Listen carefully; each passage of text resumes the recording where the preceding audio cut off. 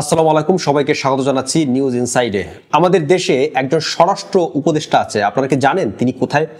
এই প্রশ্নটি দিয়ে আজকে শুরু করছি, কারণ আইন শৃঙ্খলা পরিস্থিতির যে ভয়ানক একটা অবস্থা এখনো বিরাজ করছে। কিছু কিছু ক্ষেত্রে উন্নতির লক্ষণ আছে, কিন্তু মোটা দাগে মব সন্ত্রাস যেটা আছে সেটা ব্যাপকভাবে এখনো স্থানীয় পর্যায়ে চলছে। দৈনিক সমকাল পত্রিকার একটি খবরের দিকে আপনাদের দৃষ্টি আকর্ষণ করব। এই খবরে বলা হচ্ছে অপবাদ ছড়িয়ে 3 জনকে হত্যা। অর্থাৎ আগে যেটা আমরা দেখতাম যে মব ভায়োলেন্স কোনো না কোনো ঘটনার প্রেক্ষাপটে হতো, এখন যেটা হচ্ছে যে একেবারে সাজানো, মানে ইচ্ছা করে মব সাজিয়ে বা মবের ঘটনা ঘটিয়ে প্রতিপক্ষকে দমন করার ঘটনা ঘটছে। এর আগেও অনেকগুলো ঘটনা ঘটছে, কিন্তু একদিনে 3টি ঘটনা 3 জায়গায় ঘটেছে। এবং সমকালের খবরটি আমরা একটু দেখে আসি। এতে বলা হচ্ছে দেশের 3টি জেলায় গত বৃহস্পতিবার রাত ও গতকাল শুক্রবার অপবাদ ছড়িয়ে 3 জনকে পিটিয়ে হত্যা করা হয়েছে। এদের একজন কিশোর, একজন তরুণ এবং একজন যুবক। খেয়াল করে দেখুন, যে 3 জনকে হত্যা করা হয়েছে তারা বয়সে খুবই কম এবং একজন কিশোর আছেন যার বয়স 15 বছর। নিহতদের 2 জনকে চোর সন্দেহে এবং একজনকে চাঁদাবাজির অভিযোগে পেটানো হয়। এর মধ্যে 2টি ঘটনা পরিকল্পিত বলে পুলিশ সন্দেহ করছে। একটি ঘটনাক্রমে ঘটে গেছে এবং 2টিকে পরিকল্পিত মানে ষড়যন্ত্রমূলকভাবে সাজিয়ে, যেমনটা আমি বলছিলাম, সেটা করা হয়েছে। রংপুরের তারাগঞ্জে গত 10 আগস্ট ভ্যান চোর সন্দেহে পিটিয়ে 2 ব্যক্তিকে হত্যা রেশ কাটতে না কাটতে গত 24 ঘন্টায় এই 3 হত্যার ঘটনা ঘটলো। এই নিয়ে চলতি মাসে গণপিটুনিতে 14 জনের প্রাণ গেছে। গণপিটুনিতে মানে একটি দেশের সামাজিক অবস্থা কোন পর্যায়ে যেতে পারে যে মানুষ সন্দেহের বশে আরেকজন মানুষকে পিটিয়ে হত্যা করছে। বাংলাদেশে কিন্তু অনেক বছর ধরে এই সন্দেহের বশে পিটিয়ে হত্যার ঘটনা ঘটছে এবং এই সরকার দায়িত্বে নেওয়ার পর এটা নতুন মাত্রা পেয়েছে। একেবারে পরিকল্পিতভাবে করা হচ্ছে। অনেক সময় না বুঝে অনেকে এই মব ভায়োলেন্সের সঙ্গে যুক্ত হচ্ছেন, কিন্তু এবার একেবারে দেখছি পরিকল্পিতভাবে মব সাজিয়ে মানুষকে হত্যা করা হচ্ছে।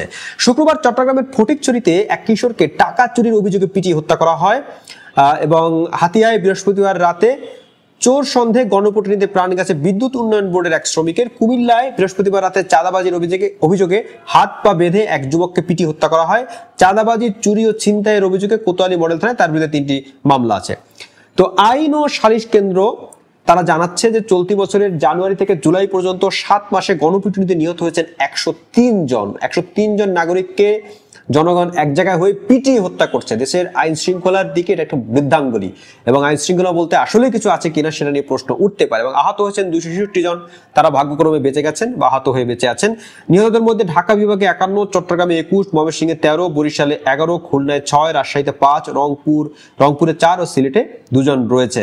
103 জনকে পিটিয়ে হত্যা করা হয়েছে এবং আমাদের স্বরাষ্ট্র উপদেষ্টা প্রায় প্রতিদিনই ক্যামেরার সামনে মুখ দেখায়, নানা রকমের কথাবার্তা বলেন।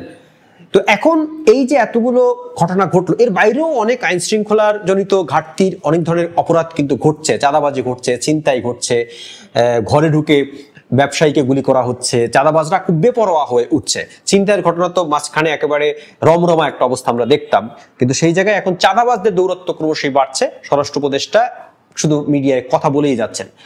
তো দর্শক, এখানে সবচেয়ে জরুরি যে প্রশ্নটি, কেন এই ঘটনাগুলো থামছে না এবং এর প্রধান কারণ কি? সোজা কথা, এর প্রধান কারণটি হলো জবাবদিহিহীনতা। মানে কাউকে আপনি জবাবদিহি করছেন না। মানে একটা অপরাধমূলক ঘটনা ঘটার পর কোনো না কোনো পক্ষ তো দায়ী, সেই দায়ী করা হচ্ছে না। পুলিশ একটা দায় সারা মামলা দিচ্ছে, 300-400 জনের বিরুদ্ধে মামলা দিচ্ছে, সে মামলার দিয়েই তারা কিন্তু দায়িত্ব পালন শেষ করছে।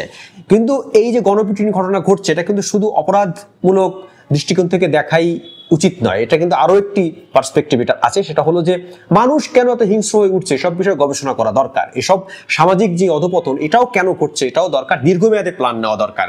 মানুষ সন্দেহের বশে আরেকজন মানুষকে পিটিয়ে হত্যা করছে, এটা তো যে ব্যক্তিটি হত্যার শিকার হলেন তার থেকেও করুণ হলো যে এই সমাজের মানুষের একটা অংশ প্রচন্ড হিংস্র হয়ে উঠছে। কেন হয়ে উঠছে? আমরা জানি যে স্বৈরাচারী ব্যবস্থায় মানুষের কিন্তু মানসিক যে বিকাশ সেটা ঠিকঠাক মতো হয় না। আমি এই বিষয়ে এক্সপার্ট নই, কিন্তু যতটুকু ঘাটাঘাটি করে জানা যায় তাতে এটা কিন্তু খুবই অ্যালার্মিং যে মানুষের মধ্যে হিংস্রতা বাড়ছে, কথায় কথায় মানুষ ক্ষিপ্ত হয়ে উঠছে এবং আরেকজন মানুষকে আক্রমণ করছেন এবং অনেক সময় যাচাই বাছাই করছেন না তারা যে ওই মানুষটি দোষী না নির্দোষ। দোষী হলেও তাকে তো আপনি বিচারের মুখোমুখি করবেন, তার গায়ে আপনি হাত দিতে পারবেন না, হাত তুলতে পারবেন না। সেই বিষয়টাও রাষ্ট্রকে নিশ্চিত করতে হবে। ফিরে যাই জবাবদিহিতা প্রসঙ্গে। এই যে স্বরাষ্ট্র উপদেষ্টা আছে, এত এত ঘটনার পরও তিনি দায়িত্ব চালিয়ে যাচ্ছেন, তাকে কোনো প্রশ্নের মুখে পড়তে হচ্ছে না। মানে অন্য কোনো দেশ হলে তো যারা দায়িত্বে থাকতেন তারা পদত্যাগ করতেন, কিন্তু আমাদের দেশে সেই কালচারটিও নাই। তো এটাও একটা কারণ যে যারা দায়িত্বে আছেন তাদেরকে সরে যেতে হচ্ছেন না, তারা যথারীতি পদে থাকতে পারছেন, তারা একই সঙ্গে ব্যর্থ হচ্ছেন আবার পদে থাকছেন। তো গণপিটুনির ঘটনাগুলোকে এভাবে সামগ্রিকভাবে বিশ্লেষণ করতে হবে।